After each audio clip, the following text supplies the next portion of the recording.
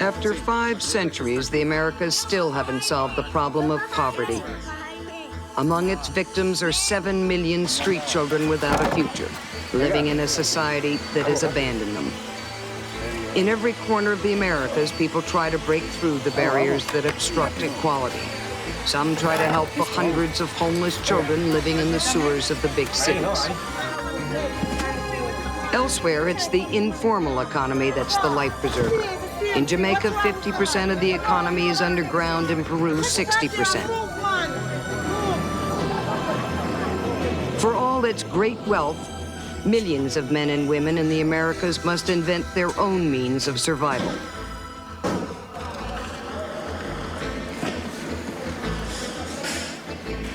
Mexico City, 20 million inhabitants, the largest city in the world.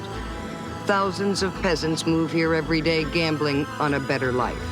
It's the tragedy of all Latin America's big cities, Sao Paulo, Lima, Buenos Aires. The poor come here to realize their dreams. Today we speak of 2 Americas, the Americas of the rich and of the poor. And the gap widens. If one had to pick out John Kenneth Galbraith. Great failures of the Americas the last 500 years, perhaps the greatest failure, it would be surely the very large number of people who are introduced to life and find it a continuing series of hardships. No question about it.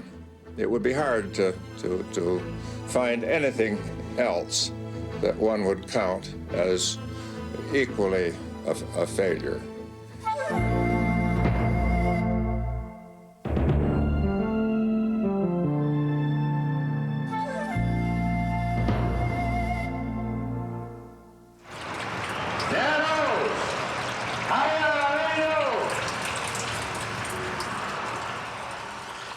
We're in the belly of Bogata, the capital of Colombia.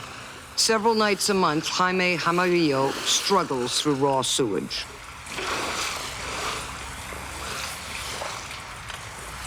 This is home for many of the city's street kids.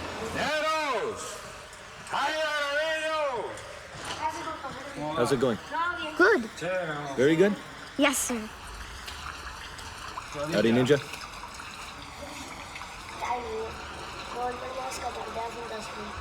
We shouldn't have left the foundation. We prefer to follow orders that come from there. And no drugs? No drugs. If I see any of you with glue, crack, marijuana, or anything else, you're out. But will you give us 3 more chances? No, only one. Only one, and that's all. You really have to try. We don't have a choice. That's okay, Papa Jaime. We'll do it. Good. If we mess up, it's over, right? My Ninja Turtles.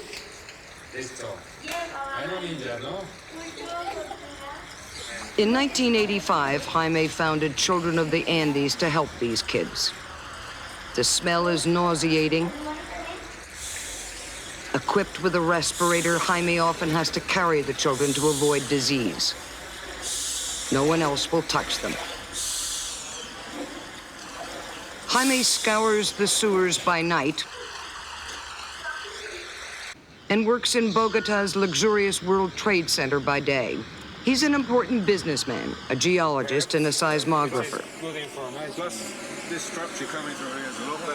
At 35, he heads one of Colombia's largest oil exploration firms. He travels constantly on business and to help the homeless. It's 5 a.m. in Bucaramanga, a large Colombian city. Everything okay? Where's Jerry and the others?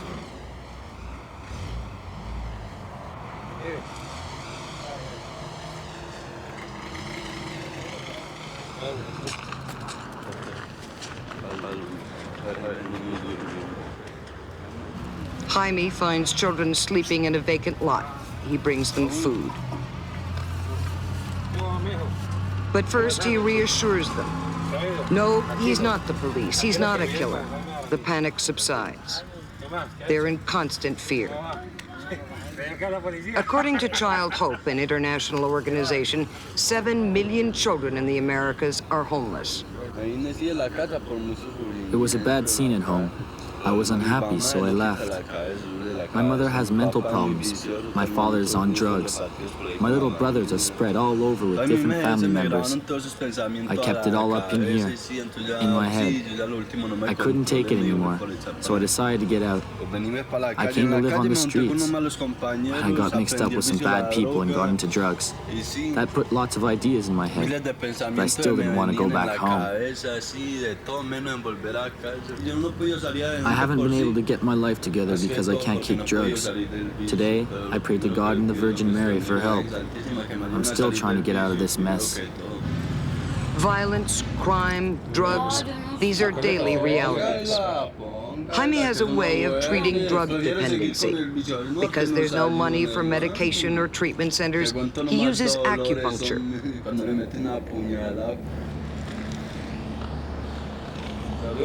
Did it hurt?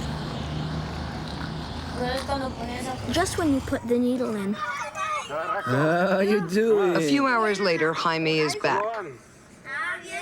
He must return immediately to Bogata for work, but he has a clear plan in mind. The police came here 5 times yesterday, and they burnt this. There was a kid with some glue. The policeman took a stick and tore the bag of glue away from him. And then he beat us up. You know why? What's this? Papa Jaime, when are you going to take me to Bogota? This? I can't take you to Bogota if you're doing this stuff. Me? I don't touch that stuff. So who does? That's, the others. Who are the others? Alberto. Okay, I'll take you to Bogota, and they'll take care of your foot. But you have to behave there. Of course. No glue or any other drugs. I don't want any of that. Who's going to Bogota? Him. Why not me too? We're going to take you to the house we're building in Bucaramanga. It's because I want to go to Bogota too. Here they're always beating me up. They steal my money. I want to go to the foundation in Bogota. I want to go to Bogota. Okay, here's what we'll do. You'll both come to Bogota, but you have to promise to be on your best behavior. Okay, it's a No promise. drugs. You have to be nice and study hard, okay? Yes. So it's settled.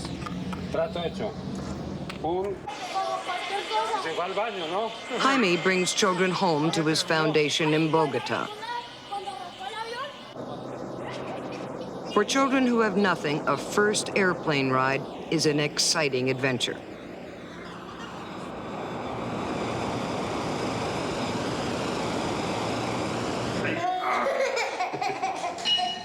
Seven years ago, Jaime saw a small girl dash into the street for an empty doll box and get run over. The indifference of people around upset him profoundly, and he decided to do something about it. He founded Children of the Andes. To be admitted, a child must give up drugs and agree to go to school. The center applies strict rules with severity, but the kids like it here. They feel protected. Anyone, anytime can find refuge at Children of the Andes. Each one of these kids has a story. Abandoned in a bus, beaten by a stepfather, sexually abused, burnt by boiling water and then abandoned, orphaned, born to a prostitute in a city sewer. They are deaf-mute, they are mentally disabled, they are epileptic.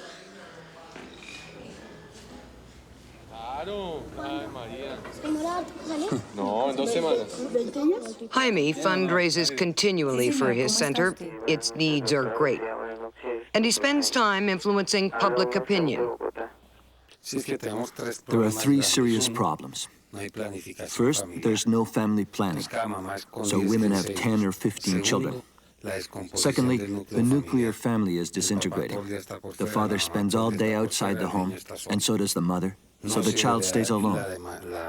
We don't give enough importance to children, and they don't get enough attention. The third problem is the incredible poverty. There aren't enough small businesses, and even when a poor person looks for a job, no one will hire them because they're so destitute, because they've robbed or been in jail or whatever. So it's very important to create jobs for all these people. Jaime wants the street kids to have a dignified means of survival. He gives them shoe-shine boxes, grocery carts, car wash materials, the tools for what he calls micro-enterprises, a step towards social reintegration.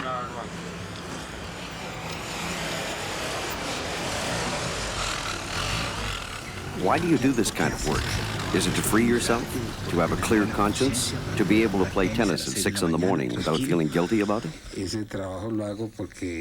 I do this work because since I was little, my parents taught me to help others. And there's nothing more satisfying in life than helping others.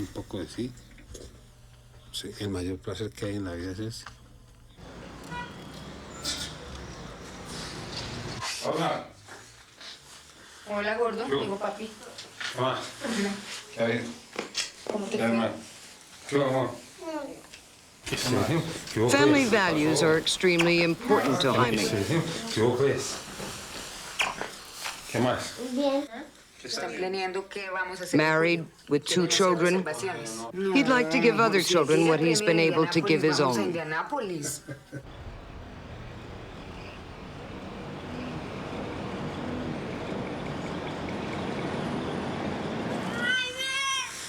Once again, Jaime Jaramillo becomes Papa Jaime.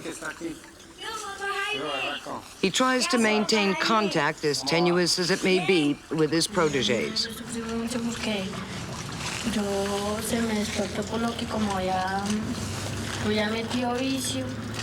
I had a hard time during the birth of my first girl. This time, my whole body went numb because I had taken drugs during my pregnancy. Then, during the cesarean, my back went numb where they had put in the needle, so I wouldn't feel anything.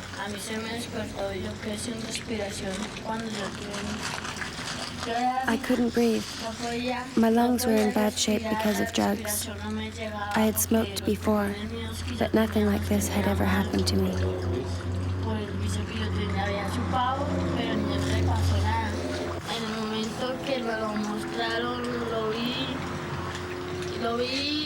When they showed me my baby, I saw that it was just like my first girl, and I said, "It looks just like my little girl." But I didn't have enough air. I couldn't breathe anymore, and they put a mask over my face. After 3 days in a coma, Maria was picked up by the foundation with her 2 children. 3 months later, when she took drugs again, she had to leave. Her 2 children stayed.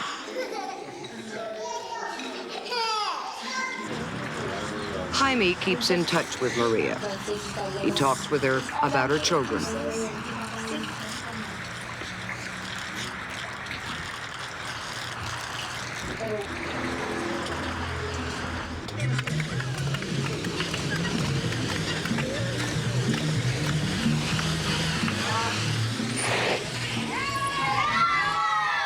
Jaime also lobbies his colleagues at the oil companies to hire street children. They make good money and learn a trade, and finally they have a place in society. That's how Alberto escaped the street. First, I took a bus into the city because I wanted to find out about life. And then I began to steal, to take drugs.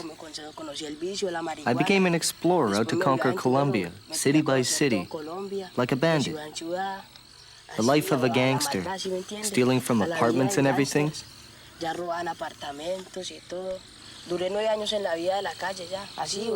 I spent 9 years on the street. One night near Bogata, we picked up 2,600 pesos in cash. We went to the La Paz quarter in Bogata to buy some bazooka with it. When we got to the bridge, we ran into a hired killer and 2 policemen who called to us. We were frightened, but we went over to them. The hired killer got out of the car and he kicked me in the testicles. I fell down crying and he struck me in the head with his gun grip. And the other policeman also hit my friend in the head several times. He started to run away and was pleading with them to stop beating him, to kill him instead. The killer took out his magnum and said, "All right, son of a whore," and he shot him.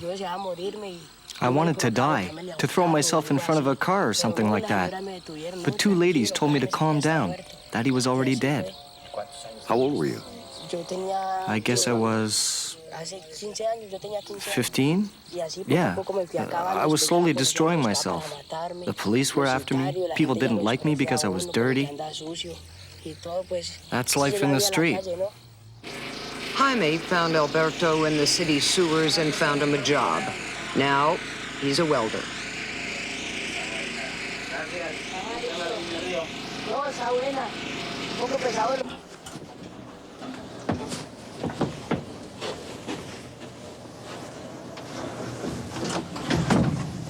Jaime never stops. Back home, he barely has time to change clothes before he receives a message that another group of children is in need. Once again, he makes his way through the streets of Bogata. It's an endless crusade against one of the cruelest inequities in the Americas, the inequities that victimize children.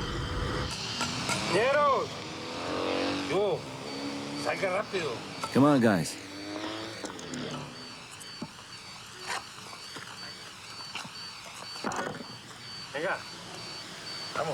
Get out quick. Winner of the 1980 Nobel Prize for his commitment to social change, Argentinian Adolfo Perez Esquivel. There's indifference from governments. They talk about childhood. They sign international agreements to protect children's rights. But in practice, they have no respect for children. We need to act on this problem. The children we treat like delinquents today, whom we murder, are the seeds of the future. A society that doesn't nurture its children is lost. It has no future.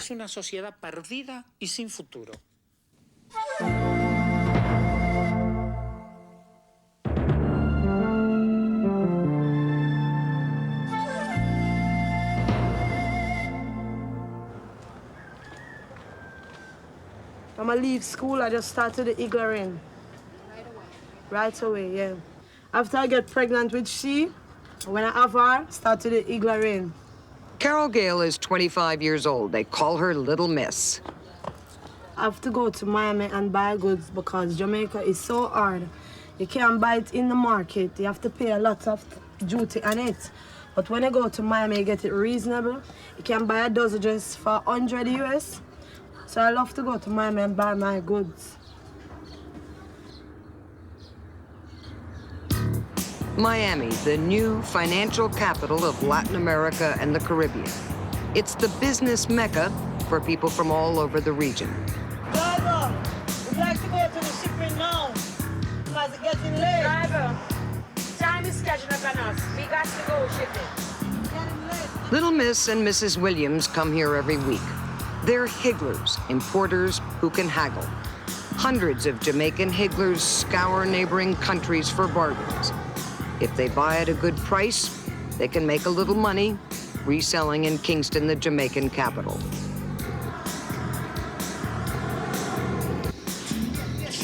Often supplies are purchased in huge warehouse stores.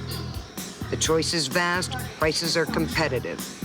To maximize time and money, Little Miss and Mrs. Williams share the truck rental and do all their shopping in one day.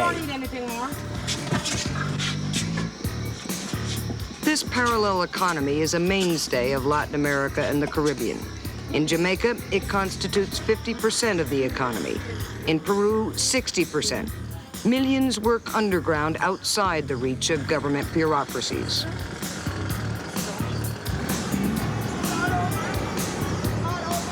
Peruvian economist Hernando de Soto. Los países desarrollados comienzan a recibir drogas en cantidad, cosa que la informalidad. These informal activities cause many problems in Latin America. On the other hand, most of these unofficial merchants are business people. They take part in activities that are legitimate, if not legal. Though acting outside the law, they're trying to provide themselves with the minimum needed to live and shelter their families. They are honest people. Latin Americans are now showing they can be entrepreneurs. All you used to see were subjects for National Geographic photos.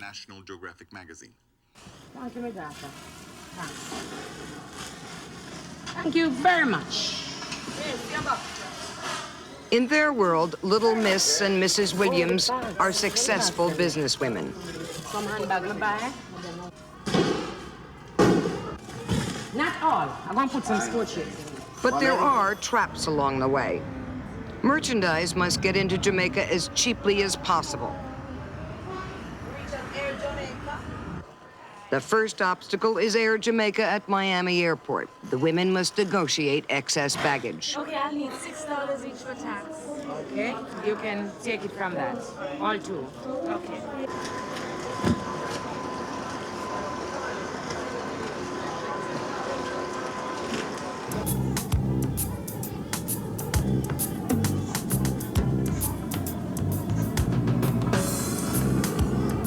When they get to Kingston, they try to get their stock through without paying import tax. To do that, they have to face the customs officers. Higglers are masters of imagination and very cool. With or without bribes, the customs men are quite tolerant. And Higglers have a repertoire for the skeptics. A child's birthday with gifts for all the guests, a sister in Miami, sending clothes to the whole neighborhood, all inventive, plausible tales. I'm willing to pay for them, darling. I don't fight with people from doing a job. See there? I don't find it difficult to buy the things and come back to Jamaica. It's very difficult for the custom. Them charge a GTC, you have to pay housing trust, you have to pay a lot of tax.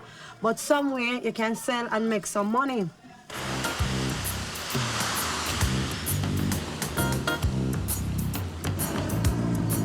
In the 50s and 60s, with the influx of foreign dollars, Jamaica evolved socially.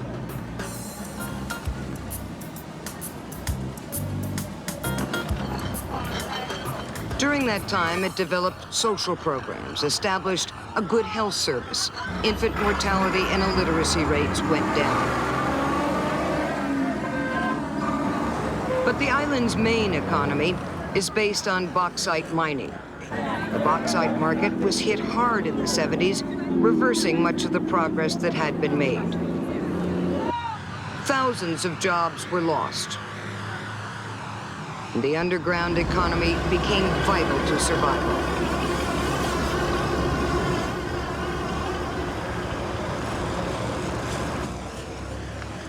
Many women became higglers.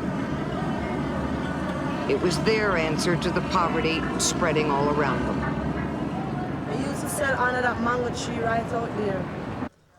I started with 15 Jamaican dollars. Right? I saved my money, $10, $15, and carried to the bank. And then I saved my money. The first time I traveled to Curacao, I traveled to Curacao with 380 US.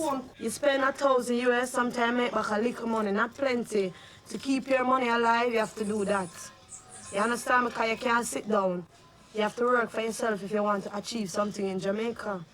Chantel, put your foot on me. Okay. Tracy. Yeah? I said to put your bag on your back and hurry up. Everything what I have is Iglorin, give it to me. My bed, everything what I have, Iglorin, give it to me. A factory, you can't work into a factory. You work for one whole week and you only get 140 Jamaican dollars.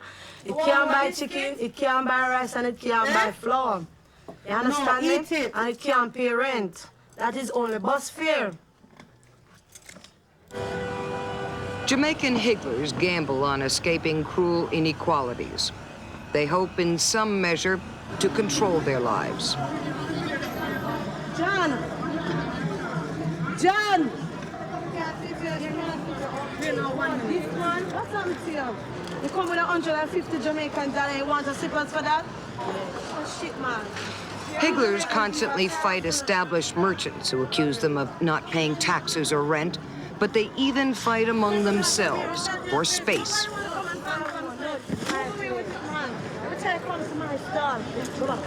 It's not your too. Oh, shit, man. Every time the young girl come here and molest my damn friend. What's wrong with you? Get away from here. You don't sell right to yourself. It's not your one. Come this side. Come on, leave it alone. It's my one. Every day you come on, must try. Every day is the same thing. What's wrong with that? I don't want nobody to say the same thing. Take it out there and move, man. Little Miss's life is not easy, but she's optimistic when she thinks about her friend and traveling companion, Mrs. Williams. She's made it, and Little Miss wants it all, too. Can I have my $55 change, sir? Mrs. Williams is also a higgler. She began with very little and amassed a small personal fortune. At home, she surrounds herself with objects that others envy.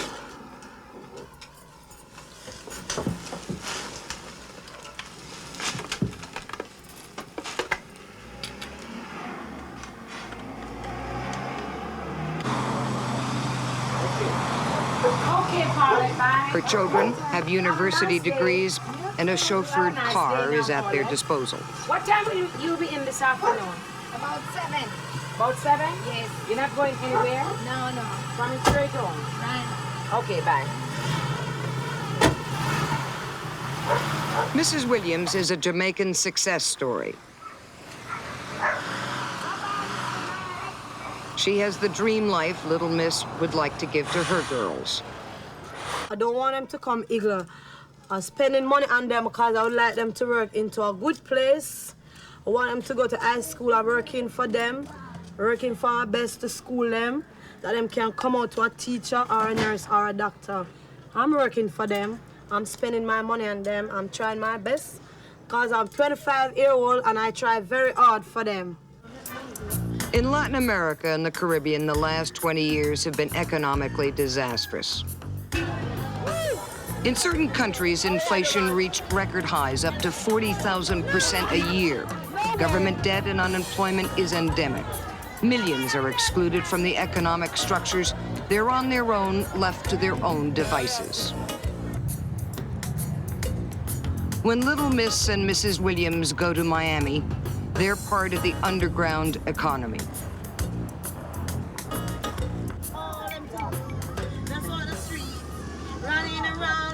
Like millions of others, they struggle to escape a brutal destiny.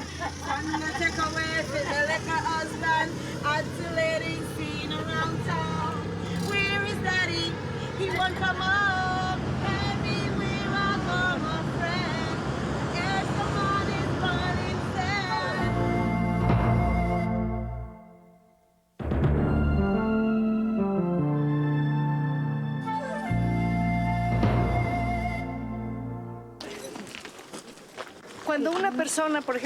Someone tells me they need a wheelchair. Would I send it to them?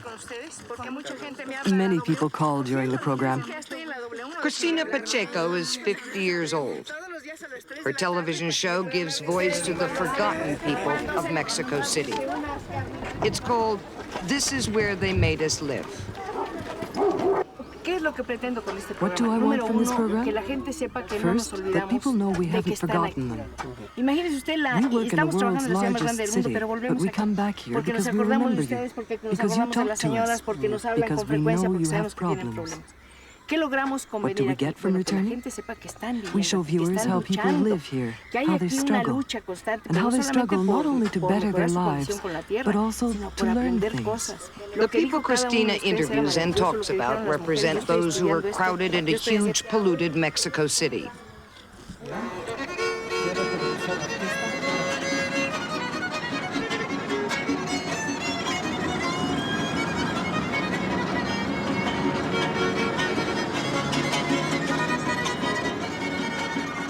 From the air, the world's largest city is breathtaking.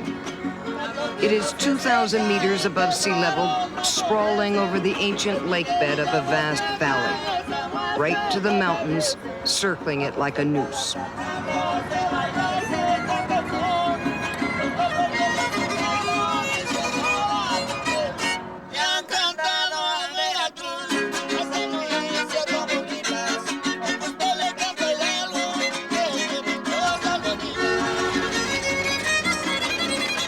This is Calle de los Insurgentes, one of the longest streets in the world. It cuts through the entire city.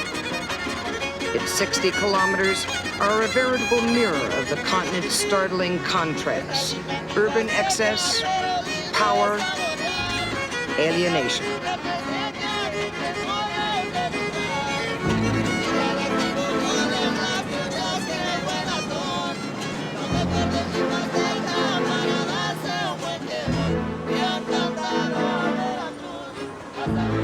A few miles away from the opulence on Insurgente Street come countless slums.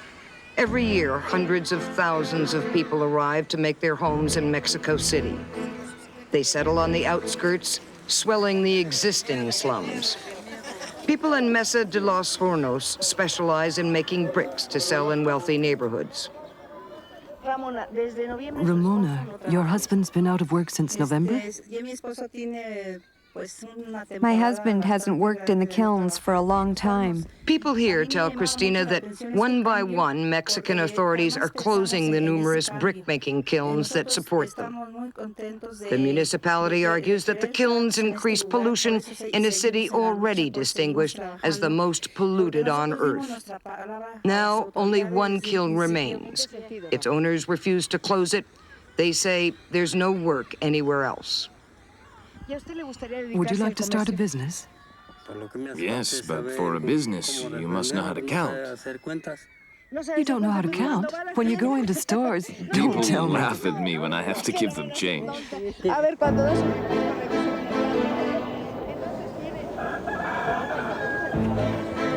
Cristina Pacheco helps people pressure the authorities to provide services. Services like water, electricity, schools.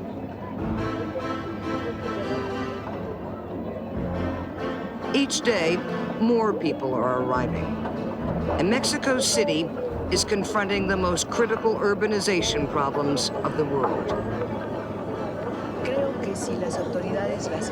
If the government listened to and respected the people, something more important, stronger than bricks, would result.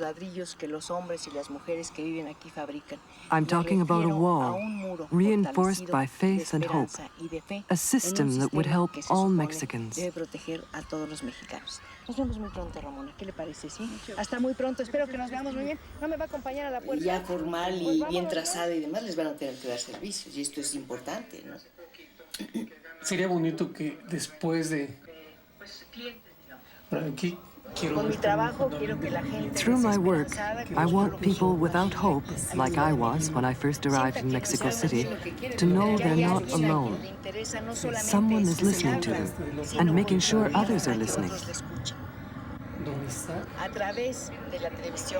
I tell the stories of people through television, radio, newspapers, and magazines. Why? So that those in power know their decisions affect people with a soul, a face, a history, and a dream. These decisions affect real people in a real world. That's what I want my work to do. At the other end of Insurgente Street are huge villas belonging to bankers, businessmen, politicians. Here, people congratulate themselves on Mexico's economic progress. This street, this city, are a kaleidoscope of continental disparity. In the Americas, the growing gap between rich and poor is called the dualization of the continent. In Rio de Janeiro, Buenos Aires, Lima, Most people have to learn to live with very little. Mexico is no exception.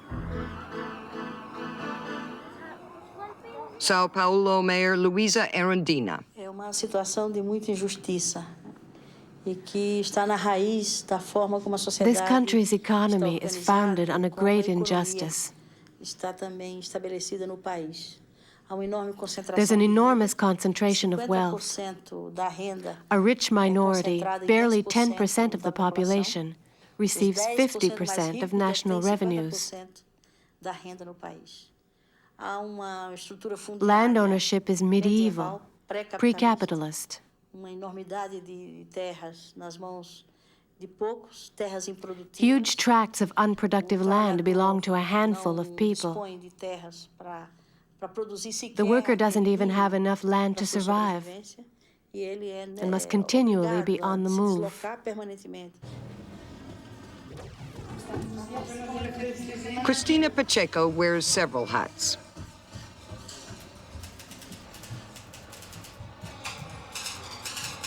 She's a journalist, but she's also a writer, and she publishes popular stories. Her characters are the people of Mexico City. She tells of their lives, their loves, their disappointments, their dreams. She's especially interested in street sellers. Mi padre no tenía trabajo. Era difícil para un campesino encontrar un sitio donde My father couldn't get work.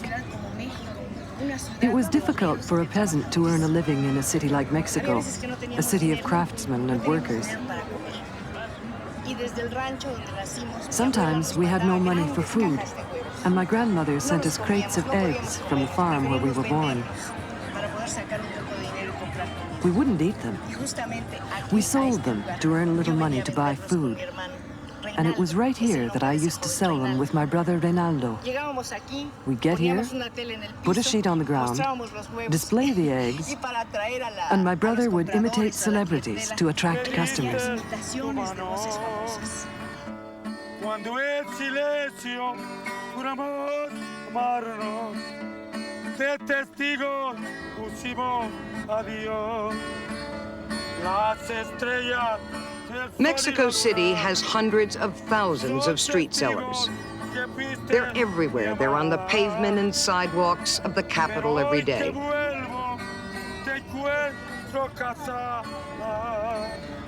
Ay, qué suerte y feliz me tocó.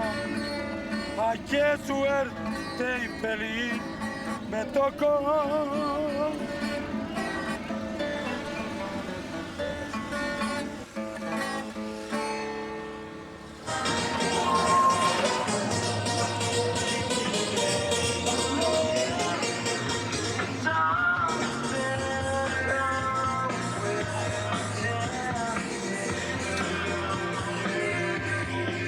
Cristina feels at home among the shopkeepers.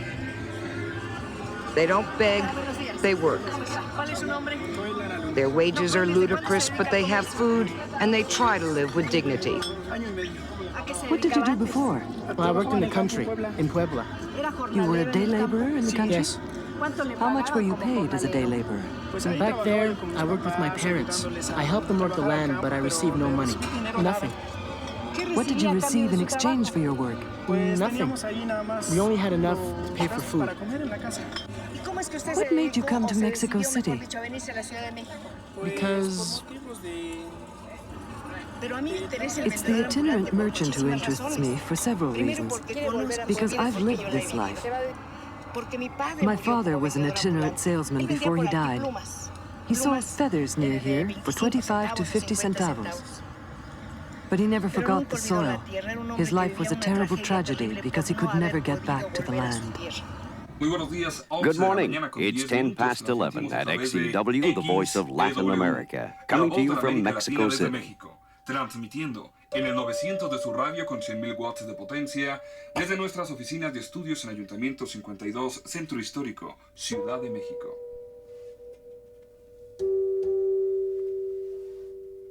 Cristina Pacheco y Virginia Sendel, aquí y ahora. Christina is tireless. Her work is a passion. What will happen to the 40% of Mexicans who don't have decent housing? What will happen to these crumbling neighborhoods which can't be repaired because the landlords have no money?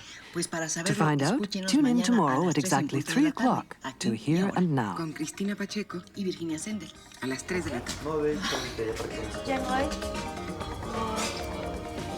Usted sabe que me gustaría. Ay, violetas de estas. La más bonita esta. In the 50s, people could make it in Mexico City. They could realize their dreams. Now, everything's changed.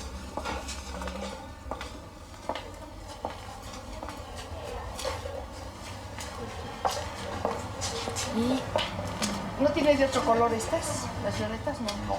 ¿Esta cómo se llama? Esta vieja es violeta ciclame. Sí, pero está muy marchita. De hecho, así es la flor, no es que está marchita. ¿Es así? Ajá.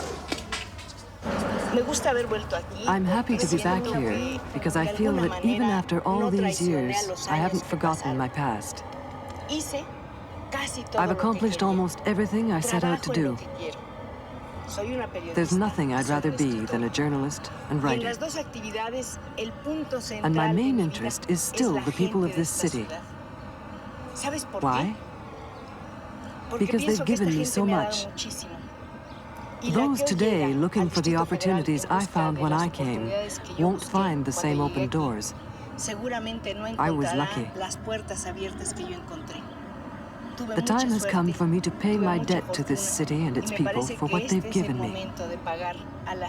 Their confidence, their encouragement, and their stories.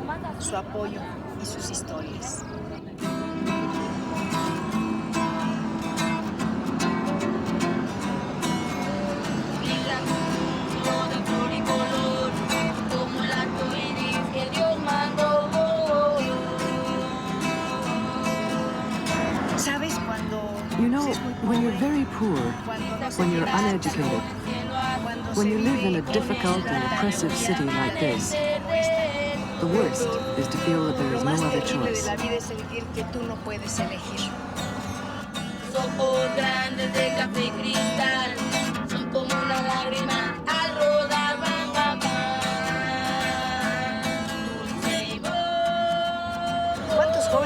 How many young people around us, 15 to 20 years old, don't know what tomorrow will bring or what they'll do about it? They have no idea about their future.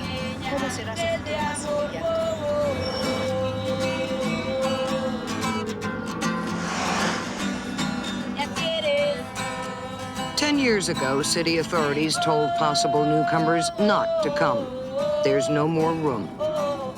But as living conditions deteriorate steadily, the only hope for many is this urban hell. It's the dilemma of all major cities in Latin America. Luisa Erundina. You often meet families from the countryside who have migrated 15 or 20 times. Maybe they came from the northeast to Sao Paulo, but couldn't survive here. So they moved again. They continue migrating from north to south, from south to north, never finding a place to settle down. Migration from rural to urban areas is not a good solution. There are no mechanisms to help people go from country to city life. Cristina Pacheco is still hopeful. In her own way, she works to rejig the vicious cycle. I know you understand these problems. You're a compassionate person. It's an honor to meet you. My pleasure. Thank you. The Americas are a huge wheel of fortune. Very few win.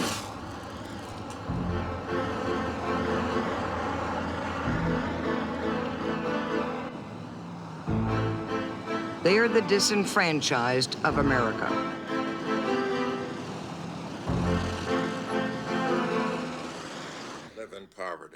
Economist John Kenneth Galbraith. In the Americas. Well, it's certainly not great. One could smile and say these are problems that will be worked out. They won't be, not that easily, partly because people who do not live in poverty do not have the same motivation to do something about it that one would wish they might have, and which would reflect the needs of the millions outside.